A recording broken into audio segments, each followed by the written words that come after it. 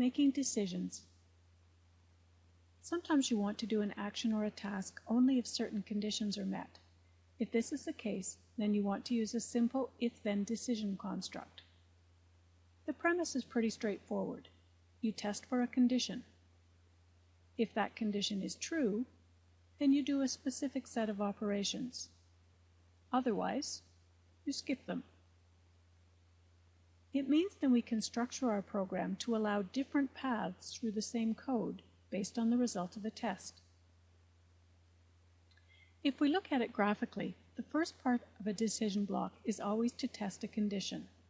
If it's true, program execution continues on through the normal sequence of instructions to execute a specific block. If the condition isn't true, then it skips over these instructions and continues on with the rest of the program. To write well-structured code, it's important to think of the decision construct as a block. That means there should be only one way to get into the block and only one way to get out. Sometimes you want to do different things based on the same test. If this is the case, then you want to use an if-then-else decision construct. This decision blocks works pretty much the same as an if-then structure. First, you test for a certain condition. If that condition is true, you do a specific set of operations. The difference is in what happens when the condition is not true.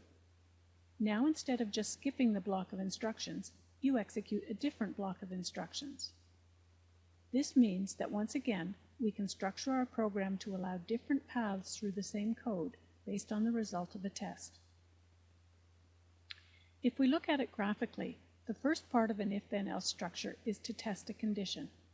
If it's true, program execution continues on through the normal sequence of instructions to execute a specific block of instructions.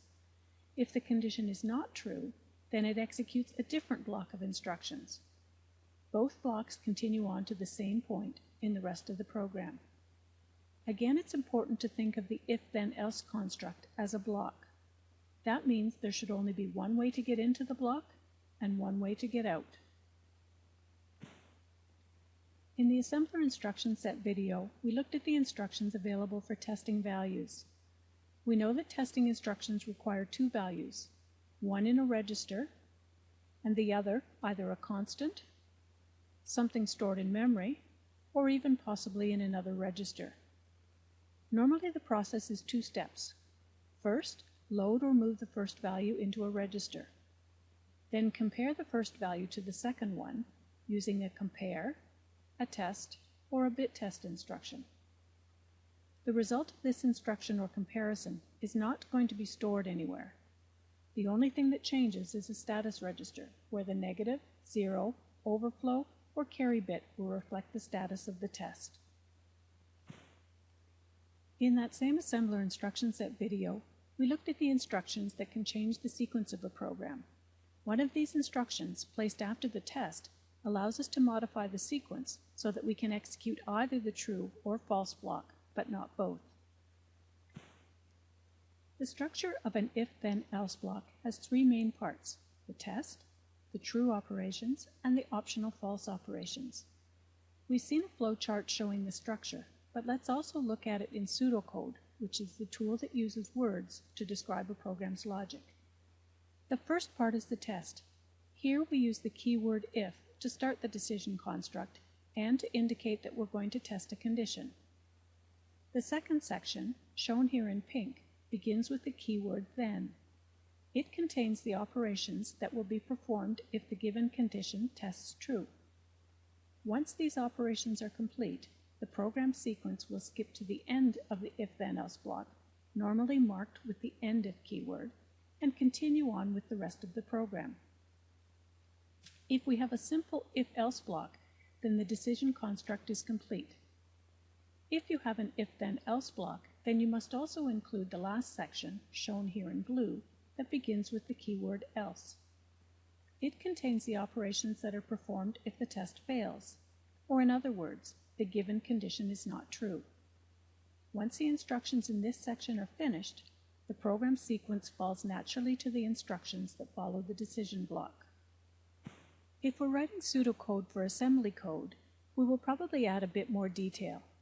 Before we test, for example, we must ensure that our first value is in one of the registers. This operation is shown in brackets because sometimes the value is already in a register. If it is, then there's no need to do this. The test itself requires two steps. First, a comparison of the two values that sets the appropriate bits in the status register, and then a branch operation that makes the decision whether to branch or not based on the status flags. Notice that this instruction branches if the test is not true. This reverse logic allows us to write our assembler instructions with the then block first,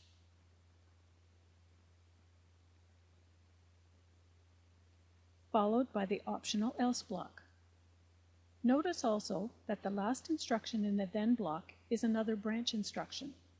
This tells the system to skip over the else block and continue on with the instructions that follow the decision block. So to recap, each decision block contains three elements: a test,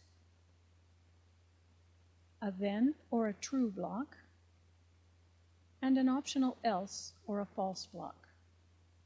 When you're writing decision blocks in assembler, try to use reverse logic in your tests. This keeps the natural flow from the true code to the false code and finally to the end of the block. One rule of thumb that you might find helpful as you begin to write decision blocks in assembler is that there should always be one less branch instruction in the test section than there are conditions. In our case, we had two conditions, so we only needed one branch with the test.